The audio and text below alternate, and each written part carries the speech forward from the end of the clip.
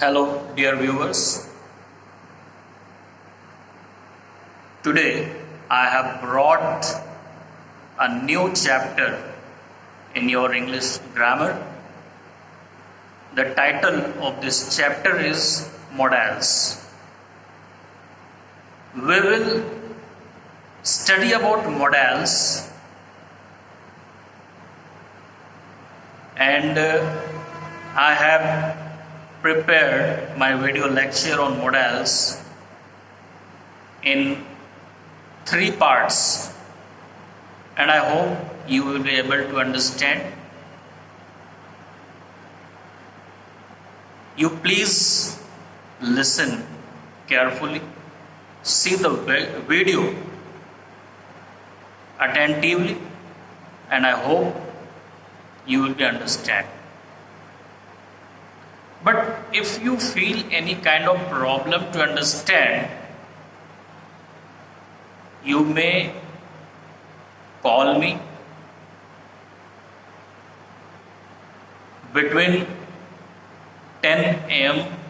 to 2 p.m. on any working day. You can talk to me.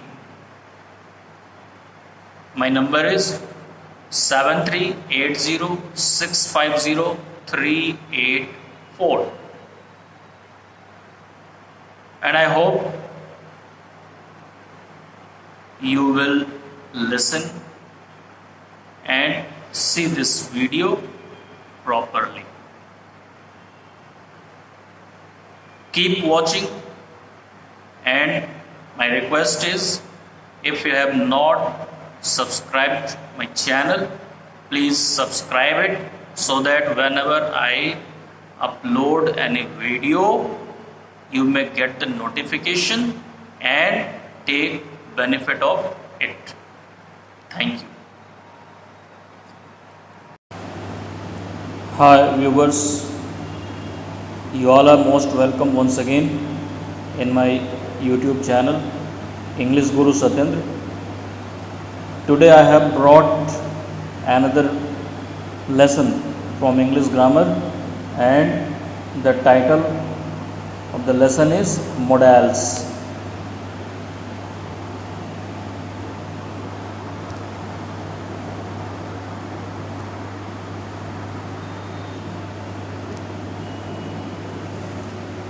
Now, today we will understand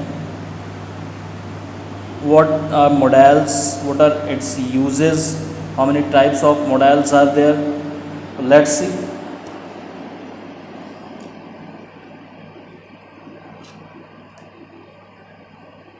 First of all, what are modal verbs? Modal is a kind of verb. It is an auxiliary verb. Modals, also called modal verbs, modal auxiliaries, modal auxiliary verbs. These are special verbs which behave irregularly in English. They are different from normal verbs. Normal verbs like play, work, visit, jump, these are normal verbs. But modals are special verbs. They give additional information about the function of the main verb that follows it. They have a great variety of communicative functions. Now we will see what are the characteristics of modal verbs. So let's see. First of all, they never change their form. Means modals are used as it is. We cannot use s, es, ed, ing in modal verbs. They are always followed by an infinitive without to, and The infinitive without to is known as bare infinitive. Next is they are used to indicate modality, allow speakers to express certainty, possibility, willingness, obligation, necessity, ability. Now we are going to see the list of modal verbs. Here you are going to have list of modal verbs. These are can, could, may, might, will, would, shall, should, must, and except of these, there are some other modal verbs. These are dare, ought to, had better, and need not. These behave like modal auxiliaries to a large extent and may be added to the above list. The list which I have told you: can, could, may, might, will, would, shall, should, must. Now, use of modal verbs. What are the uses? We have to see this. Modal verbs are used to express functions. Which type of functions modal verbs used to express? We are going to see. First of all, permission. Second one is ability. Third one is obligation. Fourth one is prohibition. Fifth one is lack of necessity. Sixth one is advice. Seventh one is possibility. Eighth one is probability. So, students, you can see the use of modal verbs. Modal verbs are used to express functions such as permission. Sometimes we give permission and sometimes we ask for permission. So, modal verbs which you are going to see next are used to express functions like permission, ability, obligation, prohibition, lack of necessity, advice, possibility, and probability. Now we are going to see the examples of modal verbs. See, I have made a chart. In this chart, you can see there are three columns. Column number 1 is having modal verbs. Column number 2 is having expression, means you will be able to understand when these modals are used, means what type of expression these modals give. And the third column is having example to make the meaning of these modals clear. So, first of all, you can see the modal verb is must. What is must used to express? Must is used to express strong obligation. Obligation is a kind of duty, strong duty. We can make it clear giving this example.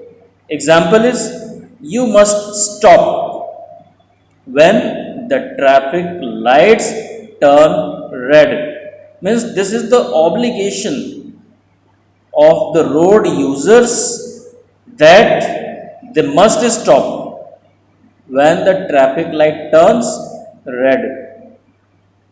So here we have used expression as a strong obligation using must. Now next use of must is to show logical conclusion or to show a certainty. We can make it clear giving example, and example is he must be very tired. He's been working all day long. Here the subject is working throughout the day, so it's a logical conclusion that the subject is tired. So here we are showing logical conclusion, or we are showing certainty, and must is used to express this. And example, once again I am repeating, the example is he must be very tired. He has been working all day long. And next expression you can see is prohibition. Modal verb is must, but here must not is there. Must not is used to express prohibition. What is the example of this modal verb? Example is you must not smoke in the hospital. This is prohibition.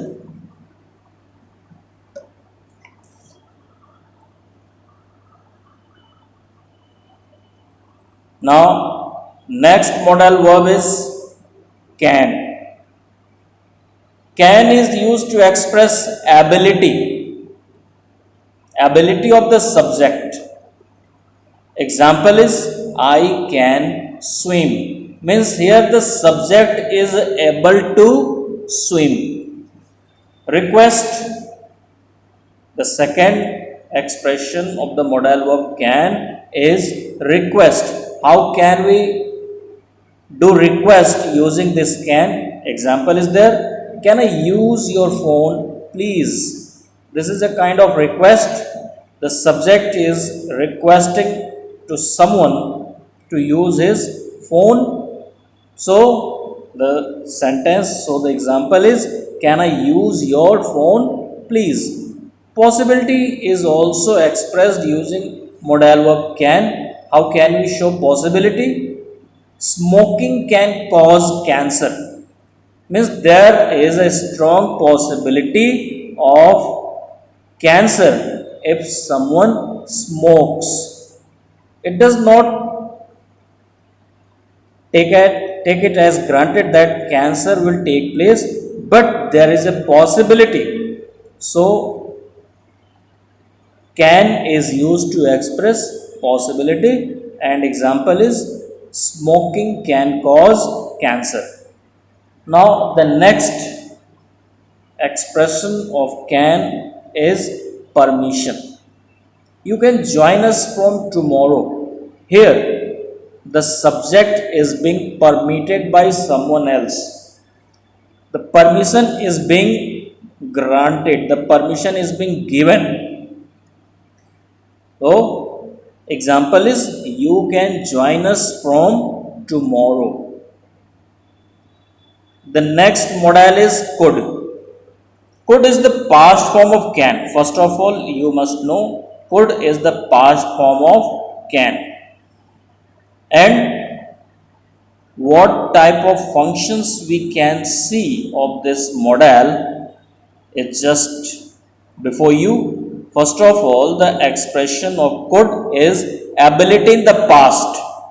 Can is used to show ability in the present, and could is used to show the ability of the subject in past, because could is the past form of can. We can make it clear giving this example. When I was younger, I could run fast. Means the subject was able in the past when he was young.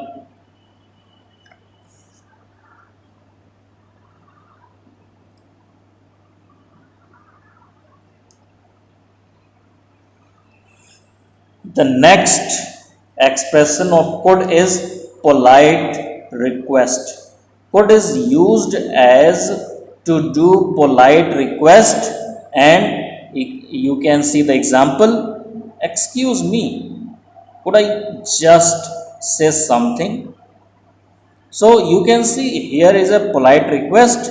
The function of this modal verb could is polite request, and next is possibility. Possibility in future can also be shown using could. Example is, it could rain tomorrow. Tomorrow is future, and we can show possibility in future using this modal could. Now the next modal verb is may, and the function of may is to ask for permission. Generally we see the use of may to ask for permission, and the example is, may I use your phone please? This is an example showing a polite request to take permission. May is used to show possibility and probability both. Example is, it may rain tomorrow. There is a possibility of raining tomorrow. We use modal verb may to express our wishes. Example is, may you live long. May you get success. Like this.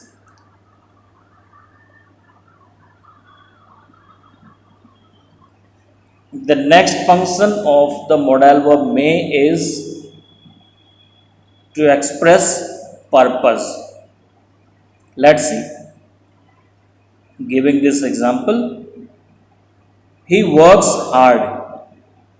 What is the purpose of working hard is clear with this example. So let's see once again this example. He works hard so that he may get good marks. Means there is a purpose of hard working, and the purpose is to get good marks. So may is used to express purpose also. Now let's see might. Might is the past form of may. Once again I would like to repeat, might is the past form of may. And let's see what are the functions of the modal verb may. First of all, the function of may is polite permission. Example of this modal is, might I suggest an idea? Might I suggest an idea? Here polite permission is being asked for. Might is used to show possibility and probability also. In future, I might go on holiday to Australia next year. Now next modal is need not. Need not is used to show lack of necessity or absence of obligation. Means whenever you have to show lack of necessity or absence of obligation, you must use this modal need not. Let's see the example. I need not buy tomatoes. There are plenty of tomatoes in the fridge. Means the fridge is having plenty of tomato, so there is no need of tomato. Means there, here you can see the lackness of necessity.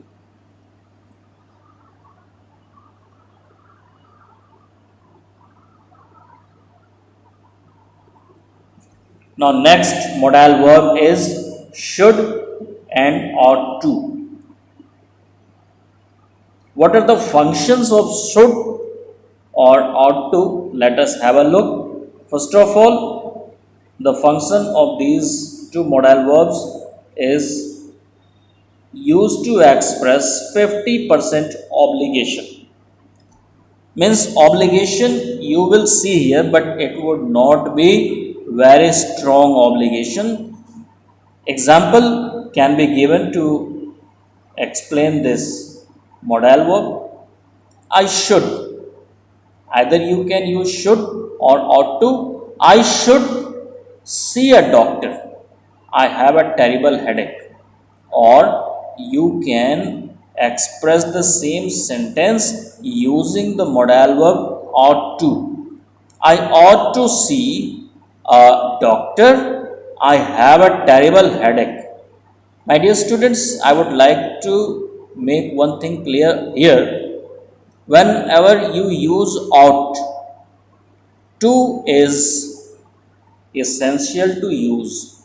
Without use of to, ought is incomplete. It would not give proper sense. So to is definitely used with ought.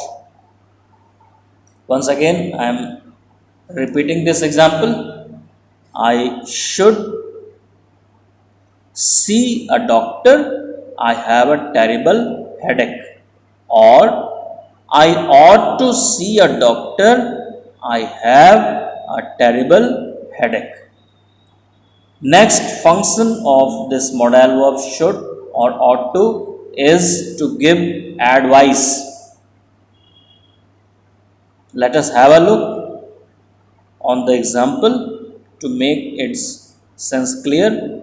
You should revise your lesson. This is a piece of advice. You should revise your lessons. Or the same sentence can be told as you ought to revise your lessons. The next function of should or ought to is logical conclusion. Let us have a look on the example. He should be very tired. He's been working all day long. Here is a logical conclusion. Or you can use ought to also, and using ought to, how this sentence will be made. He ought to be very tired. He's been working all day long. Now the next modal verb is had better. Had better is used to express advice. Let us have a look on the example. You'd, this apostrophe D is abbreviation of had. So example is you'd better revise your lessons.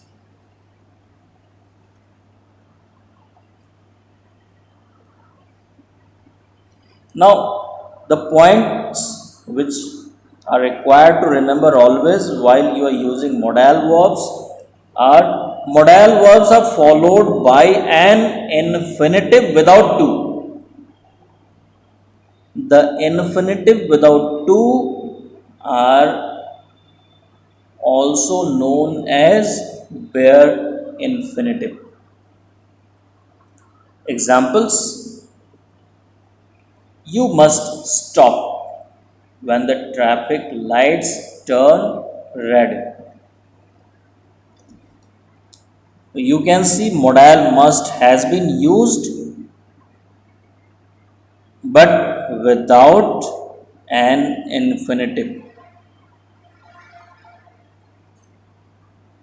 Next example is you should see to the doctor.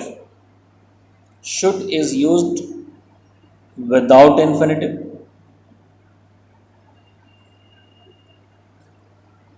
Sorry, should has been used by an infinitive, but without to, means bare infinitive has been used. And next example is, there are a lot of tomatoes in the fridge, you need not buy any. If you will use to write here, if you will write here, you need not to buy any, that will be wrong. The right sentence is, you need not buy any.